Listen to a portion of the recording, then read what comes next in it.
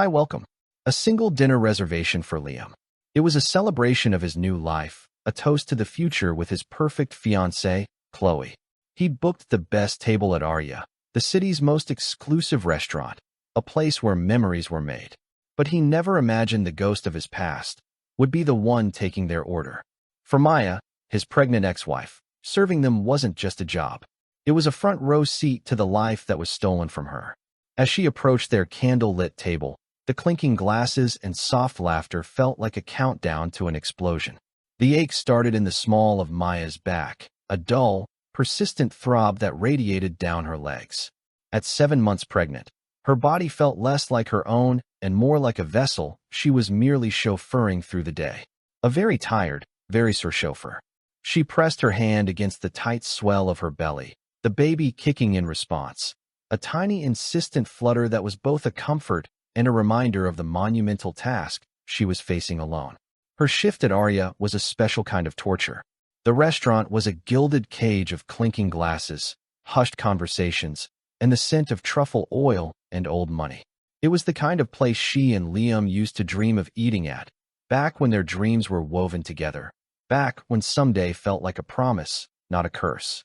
Now she navigated its narrow corridors with a tray balanced precariously against her bump, the starched black uniform feeling more like a costume for a life that wasn't hers. Table 7 needs their check, and the party at 12 is asking for you, Sarah.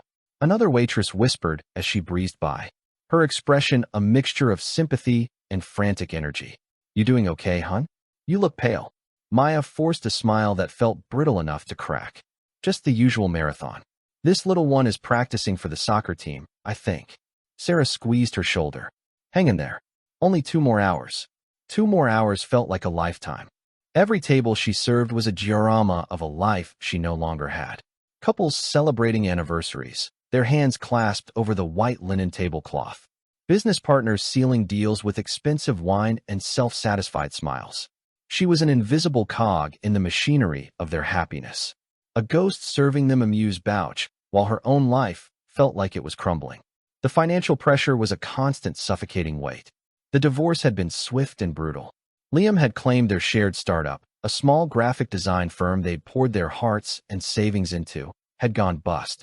He'd shown her spreadsheets, figures that swam before her tear-filled eyes, and told her there was nothing left to divide. He was devastated, he'd said. It was better to cut their losses, go their separate ways, and start fresh. He'd been so convincing, his blue eyes filled with a manufactured sorrow she had been too heartbroken to question. 2 weeks later, he was engaged. Now every dollar she earned at Arya went towards the mounting pile of bills, the rent on her tiny one-bedroom apartment, the prenatal vitamins, the second-hand crib she'd spent hours assembling with swollen fingers and a trembling chin. She was determined to do this, to build a life for her child, a life of love and stability, even if it was built on the ashes of her old one. The hostess, a statuesque blonde named Tiffany, approached her with a tablet in hand.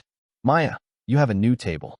Booth 15 by the window, a VIP reservation. Maya nodded, grabbing 2 leather-bound menus. Booth 15 was the best seat in the house, a secluded alcove with a panoramic view of the glittering city skyline. It was reserved for Arya's most important clientele. She took a deep, steadying breath, smoothed down her apron over her belly, and pasted on her professional smile. Her feet, swollen and protesting in their sensible black flats, carried her across the plush carpeting. The low hum of conversation and the soft strains of a jazz trio filled the air. She saw the booth, the 2 figures silhouetted against the city lights. A man in a sharply tailored suit, his dark hair impeccably styled, a woman with shimmering auburn hair, a deep emerald dress clinging to her slender frame. A diamond bracelet on her wrist caught the candlelight and threw sparks of fire across the table. Maya's steps faltered. The air in her lungs turned to ice. It couldn't be. Her mind rejected the image, tried to twist it into something else, a trick of the light, a cruel coincidence.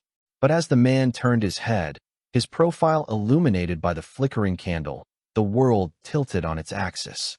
Liam. It was Liam.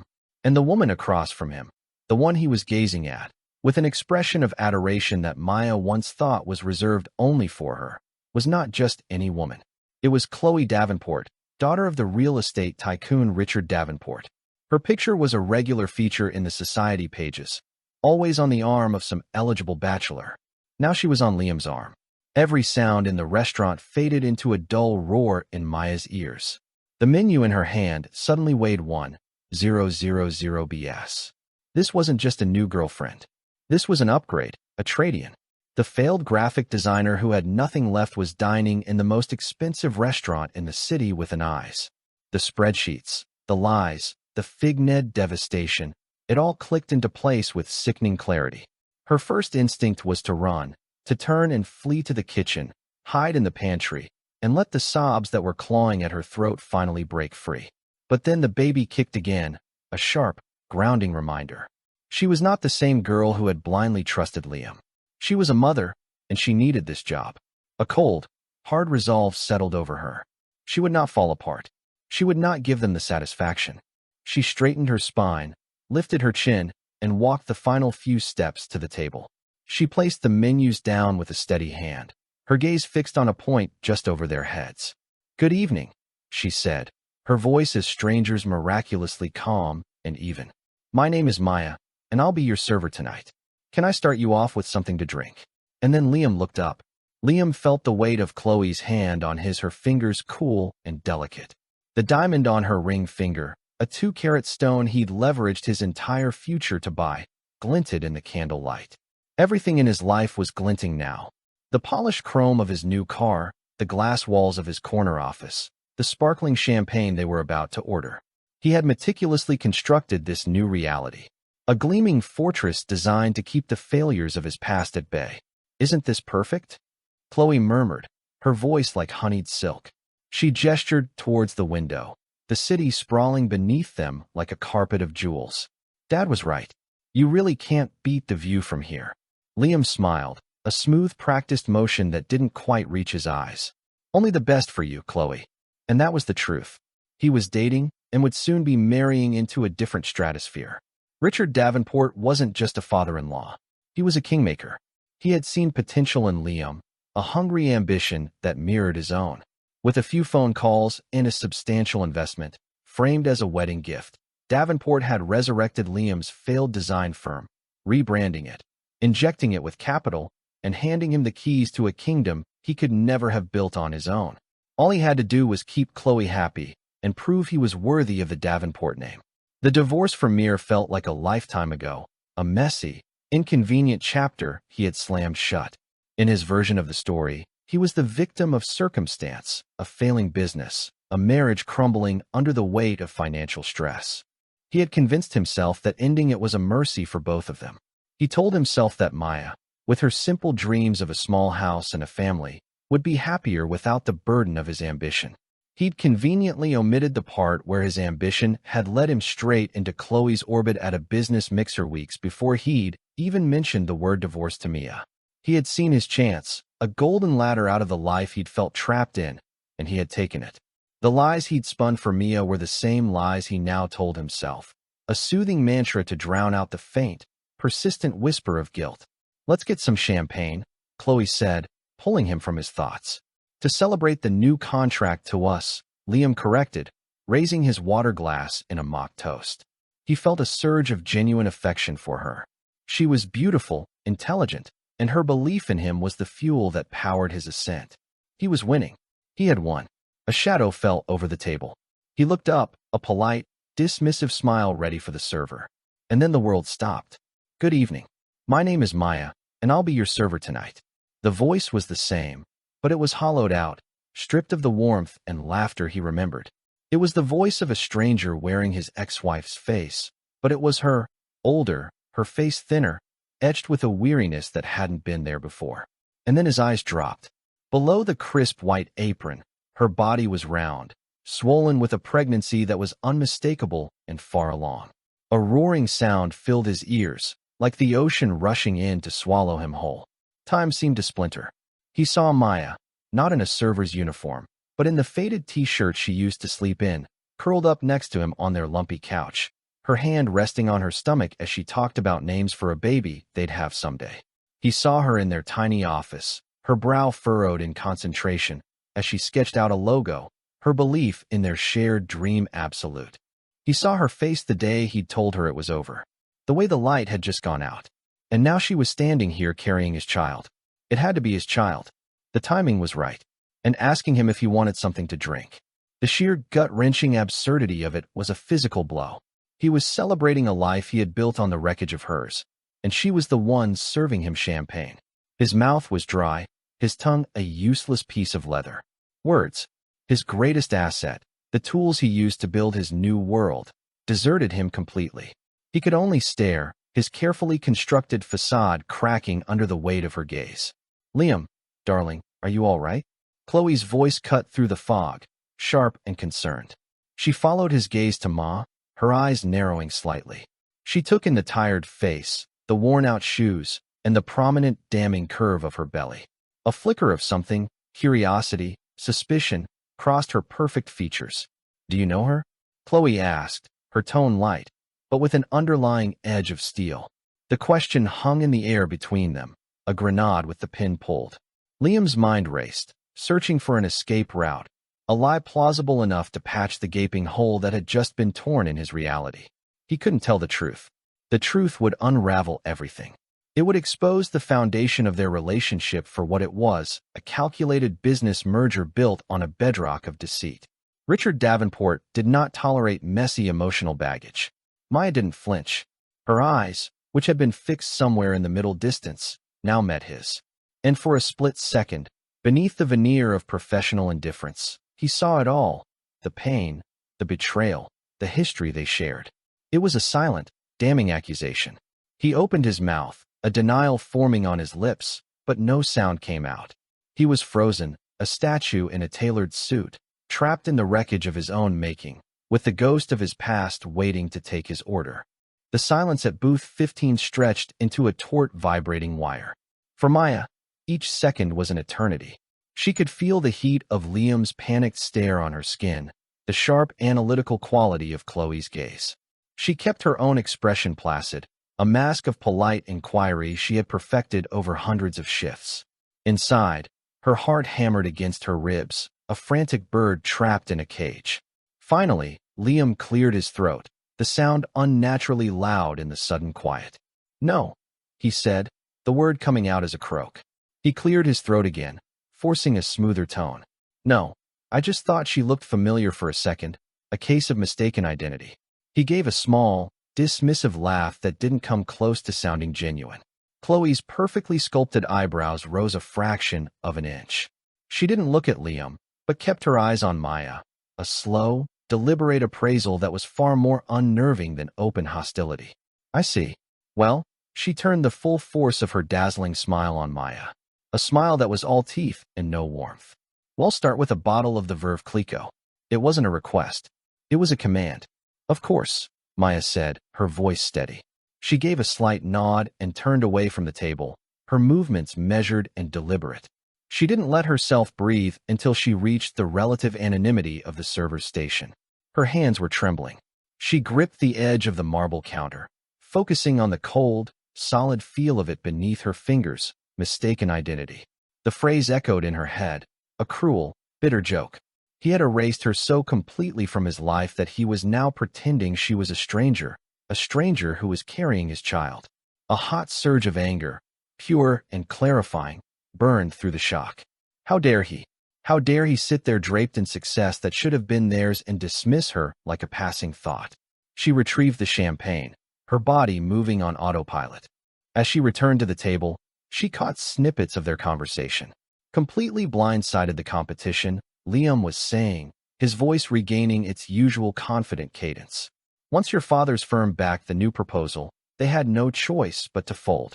Daddy always knows a good investment when he sees one," Chloe replied, her voice laced with pride. "And he sees one in you, darling." Maya's hands worked deftly, uncurring the bottle with a soft hiss, the sound punctuating Chloe's words. A good investment. That's what Liam was. That's what he had traded their life for. She remembered the nights they had spent huddled over a laptop in their cramped apartment, fueled by cheap coffee and a shared vision. Liam, the charismatic frontman, the one who could sell their ideas with a dazzling smile. And she, the quiet engine, The one who spent hours perfecting the designs. The one who made his pitches beautiful. They had been a team. His success was built on her foundation. She poured the golden liquid into their fluted glasses, her movements graceful and economical. She avoided looking at Liam, but she could feel his tension, a frantic energy radiating from him. He was terrified. Good. So, Chloe said, her voice cutting through Mia's thoughts. She had turned her attention back to her. Arya must be a wonderful place to work, though it must be difficult in your condition.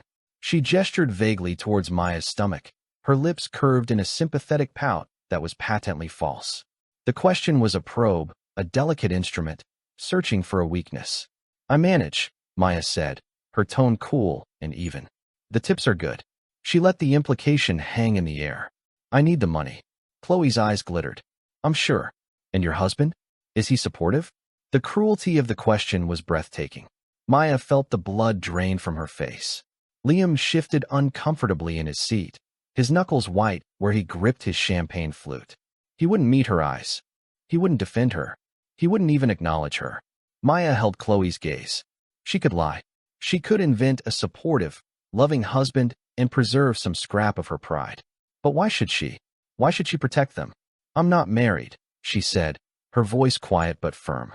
The baby's father isn't in the picture. The admission landed on the table with the force of a physical blow.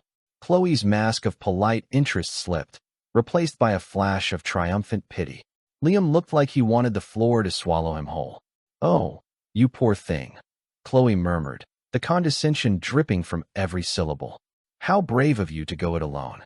Before Maya could respond, a voice from the kitchen called her name, saved by the bell. Excuse me, she said, her professional demeanor snapping back into place. Your appetizers will be out shortly. As she walked away, her ears straining, she caught a final whispered snippet of their conversation. It was Liam, his voice low and urgent. Don't know why you're pushing her like that. Just drop it. And Chloe's reply cold and clear as ice. I'm not pushing, darling. I'm just curious about the kind of people who serve our food.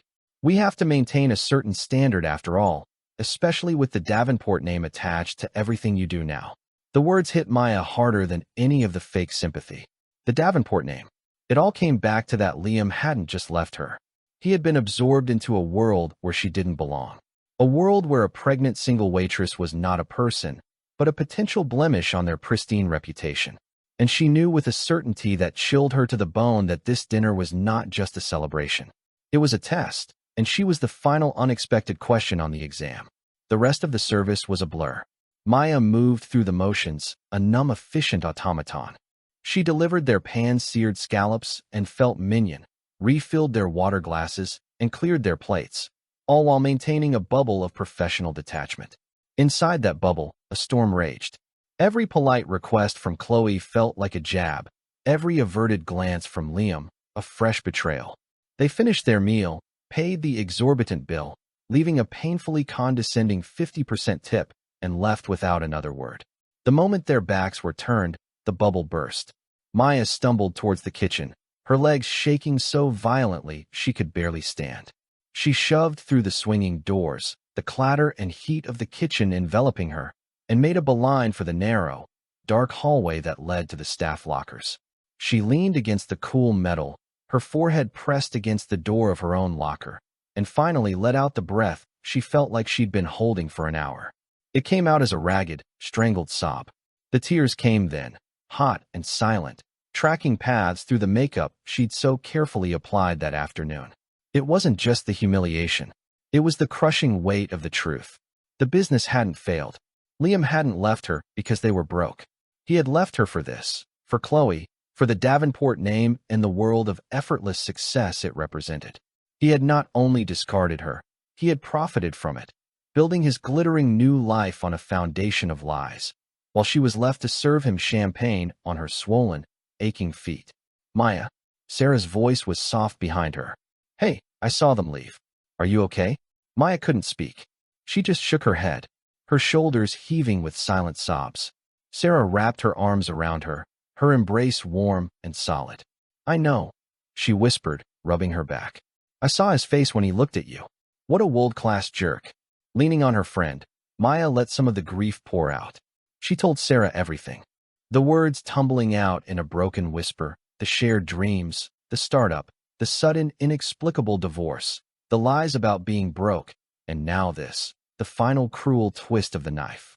He told you the business failed? Sarah asked, her voice tight with indignation when Mia was finished. Maya, that's not just being a jerk. That sounds illegal. Maya just shook her head, too exhausted to even contemplate the idea. It doesn't matter. There's nothing I can do. He has the Davenports behind him. I'm nobody. The word tasted like ash in her mouth. She finished her shift in a haze. The final hour, a crawl of meaningless tasks. When she finally clocked out, she felt hollowed out, a fragile shell of a person. She changed out of her uniform, the fabric clinging uncomfortably to her skin, and prepared for the long bus ride home. As she walked through the now emptying dining room, a man sitting alone at a small table near the door caught her eye.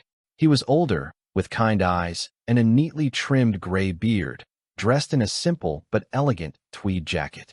He had been there for most of her shift, nursing a single glass of scotch and reading a book. He had offered her a small sympathetic smile earlier in the evening after one of Chloe's more pointed questions. As she passed, he looked up and gestured for her to approach. "Excuse me, miss," he said, his voice a gentle baritone. Maya paused, her waitress smile automatically clicking into place. "Yes, sir. Can I get you anything else?" "No, thank you. I'm quite all right." He folded his hands on the table. "My name is Arthur Harrison. I couldn't help but notice the difficult situation you were in earlier this evening with the party in booth 15. He spoke with a quiet discretion that put her immediately at ease. "I'm a lawyer, and I've had some dealings with Richard Davenport's organization in the past. He's not a man who values honesty in his business partners."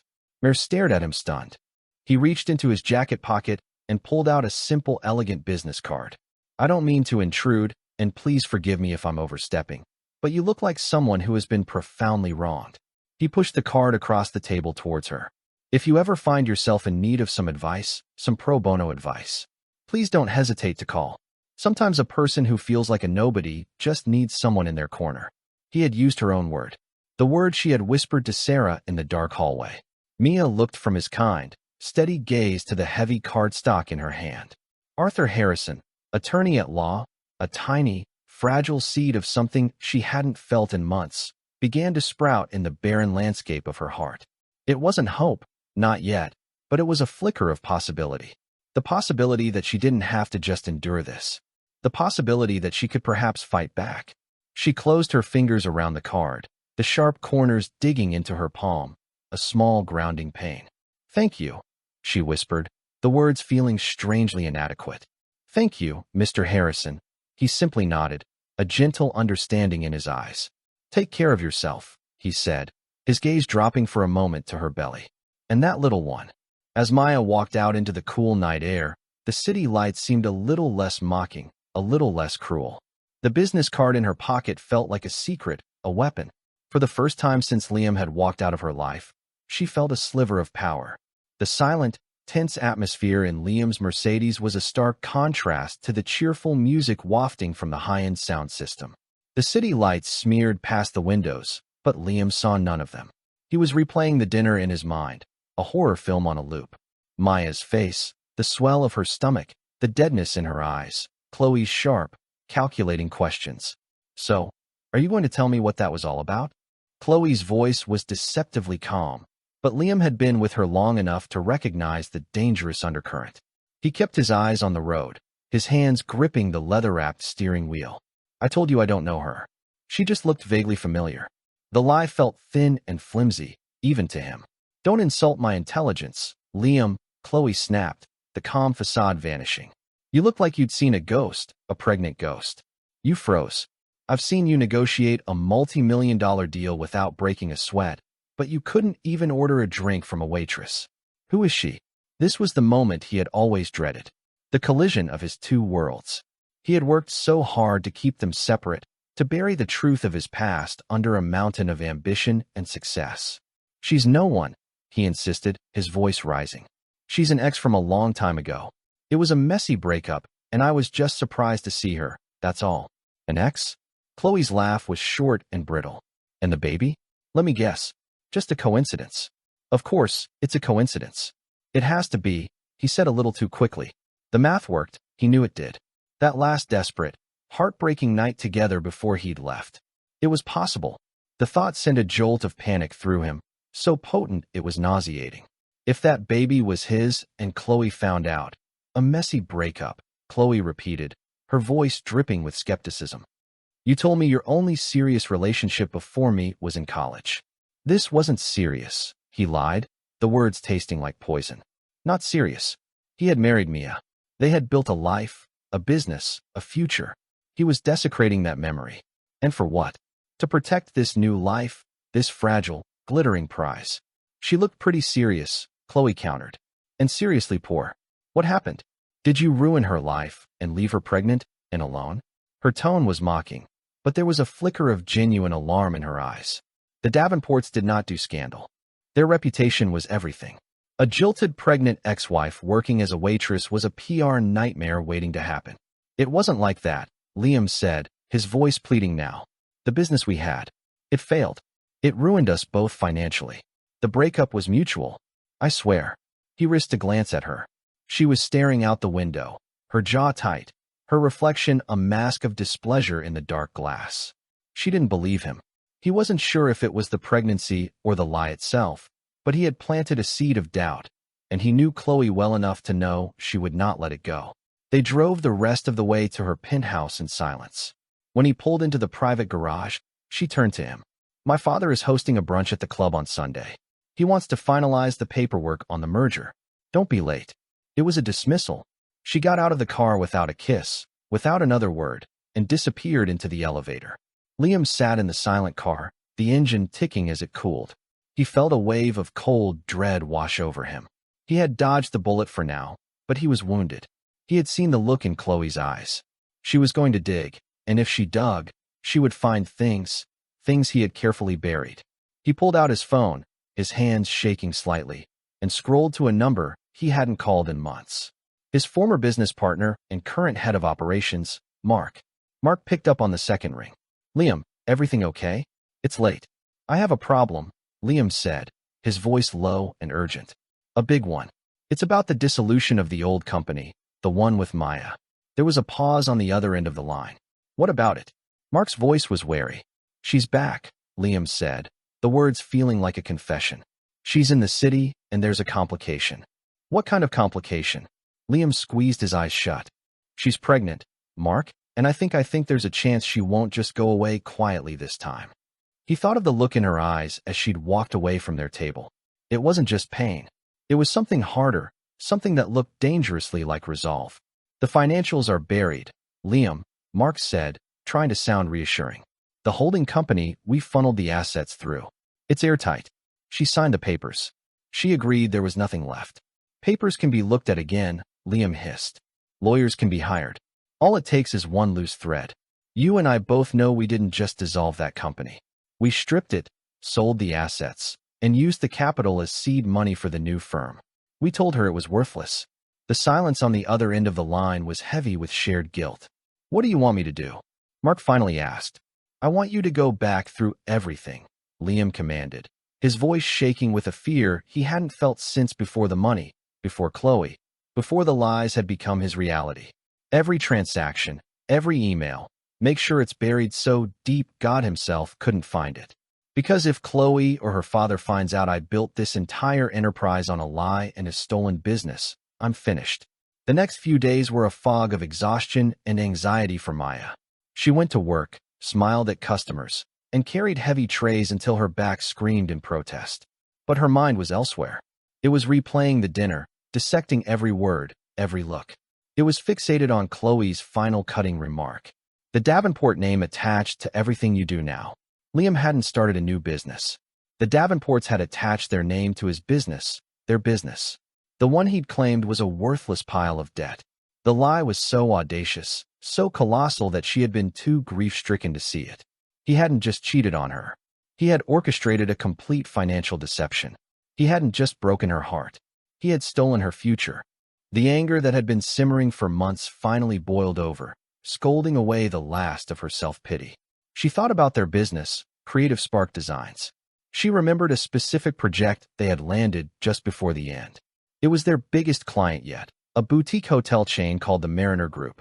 They were contracted to do a complete branding overhaul, logos, web design, marketing materials. It was a massive undertaking, the kind of project that could have made their company. Liam had been the one to handle the final contract negotiations. Then a week later, he had come to her with his spreadsheets and his sad eyes, telling her the Mariner Group had pulled out at the last minute, bankrupting them. It had never made sense. The Mariner Group was expanding, not failing. But she had trusted him. On her day off, Maya sat at the small, wobbly desk in her apartment, Arthur Harrison's business card lying next to her laptop. Her fingers trembled as she typed the Mariner Group into the search bar. The hotel's website loaded sleek and modern. And there it was at the bottom of the page in small, elegant print. Branding and web design by Croft Vance Creative. Croft Vance Creative.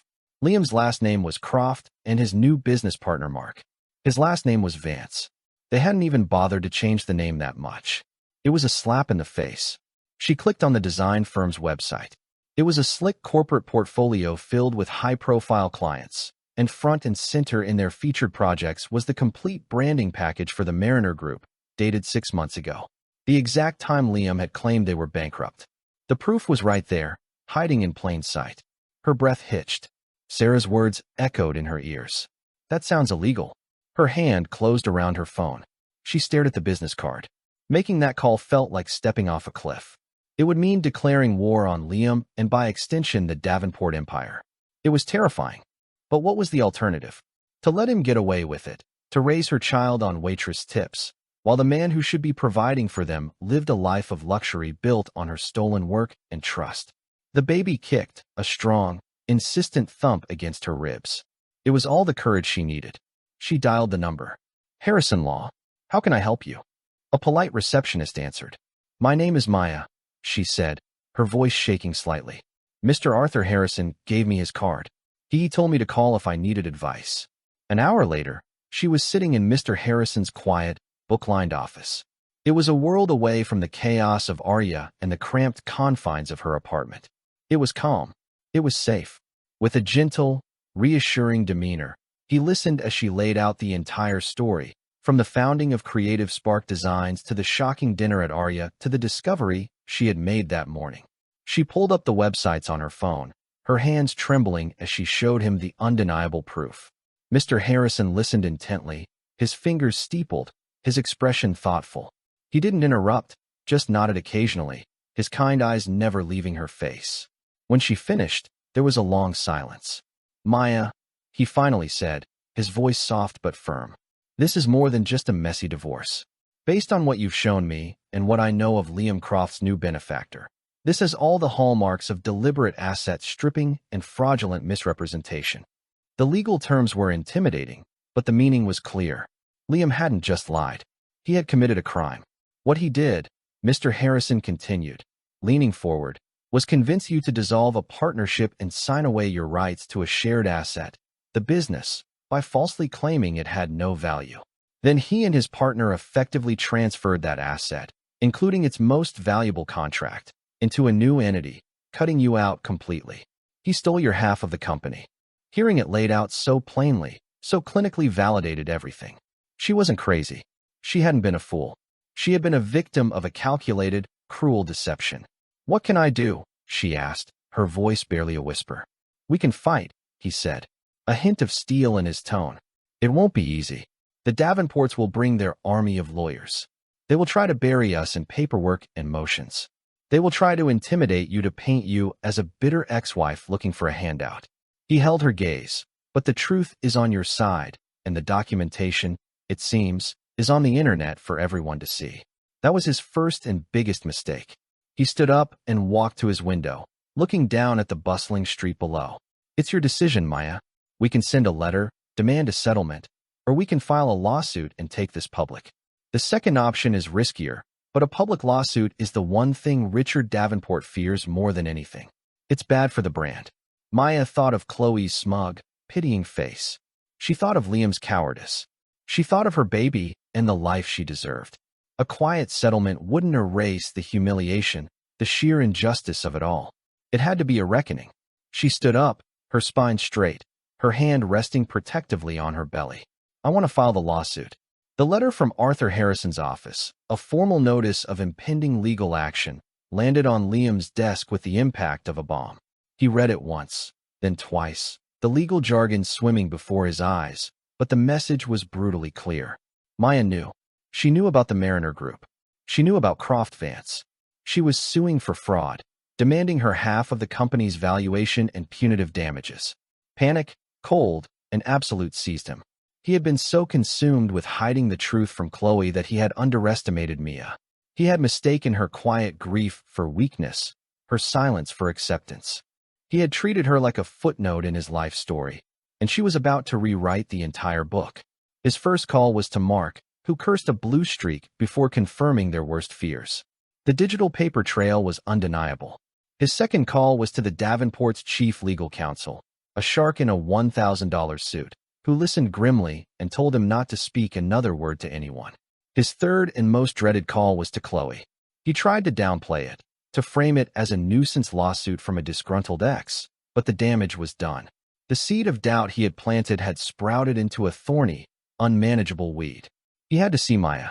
He had to fix this, not with lawyers, but with the personal touch he'd always relied on.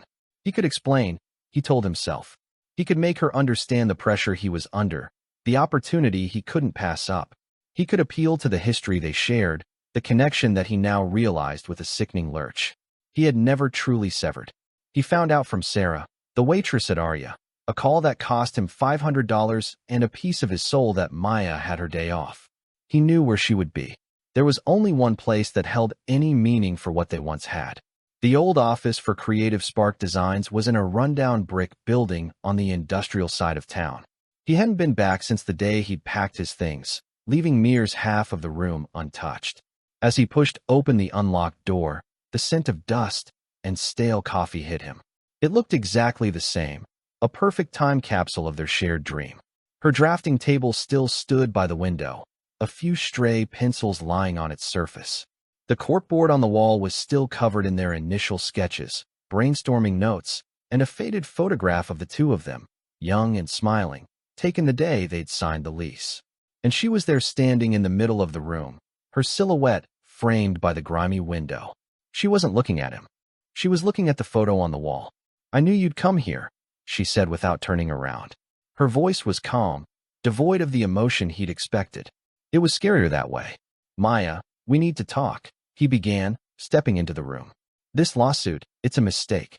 We can settle this quietly. You don't want to get into a war with the Davenports." She finally turned to face him.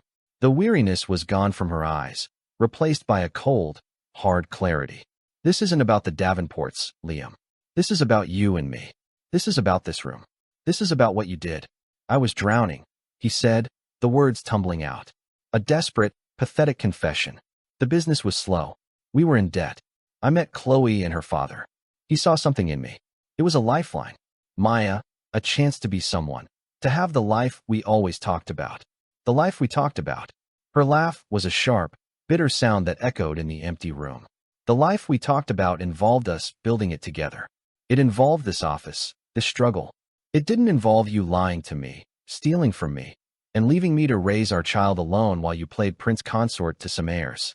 I didn't know you were pregnant," he whispered, the words catching in his throat. "I swear, Maya, if I had known." "What?"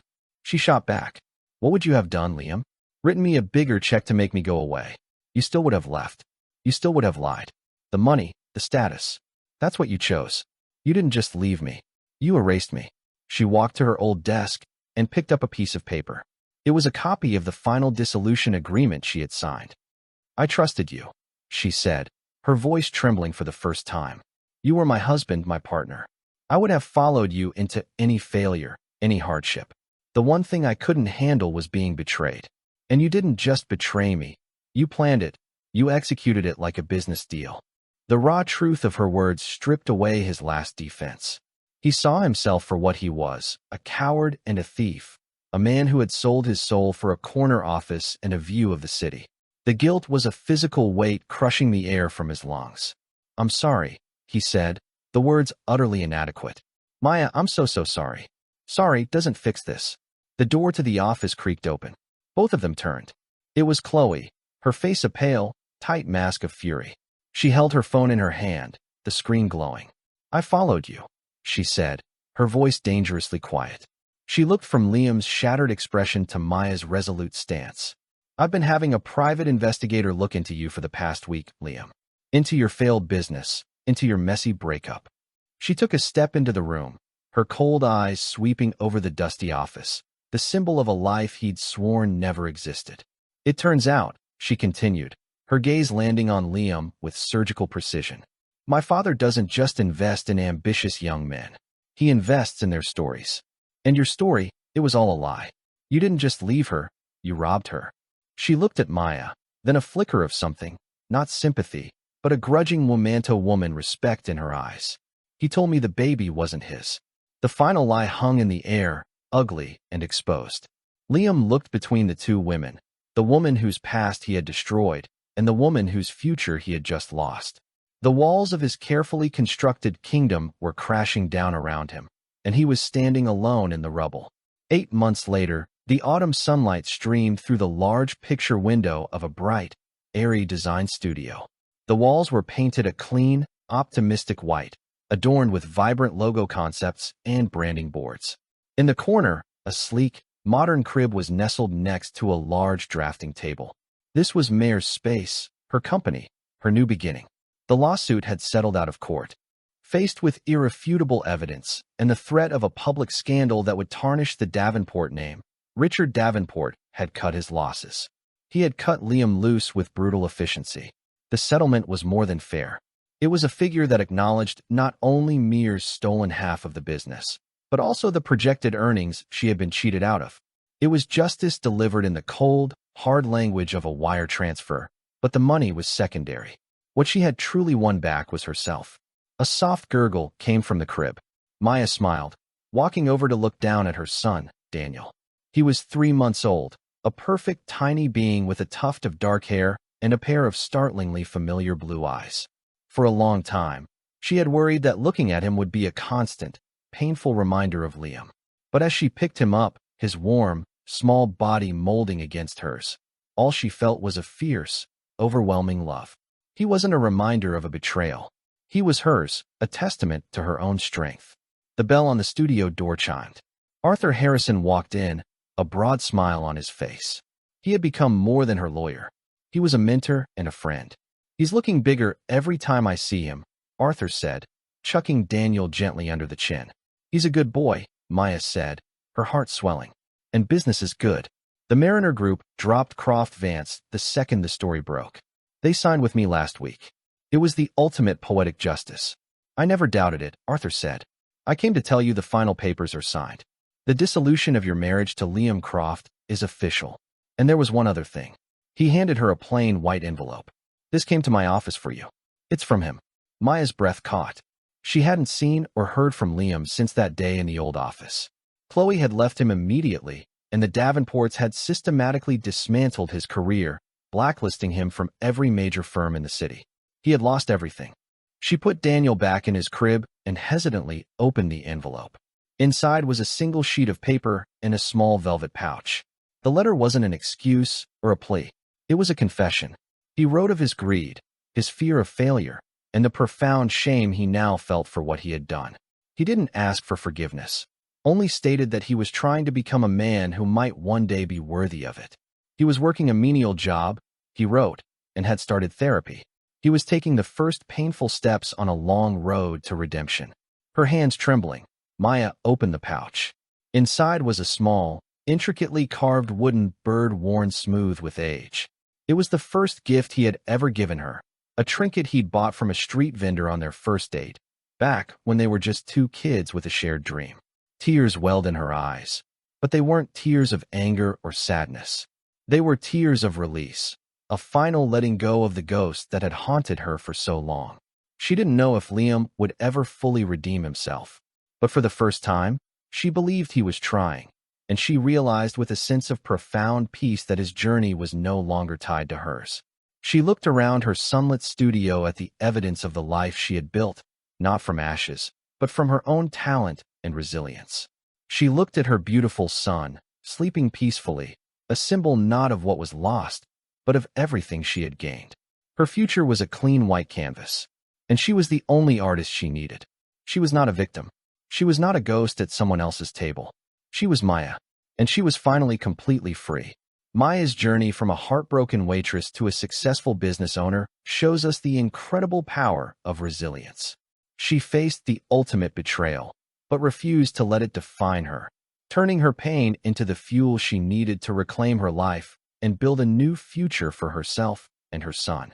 Liam's story is a powerful reminder that the choices we make have consequences, but also that redemption is possible, even if the path is long and difficult.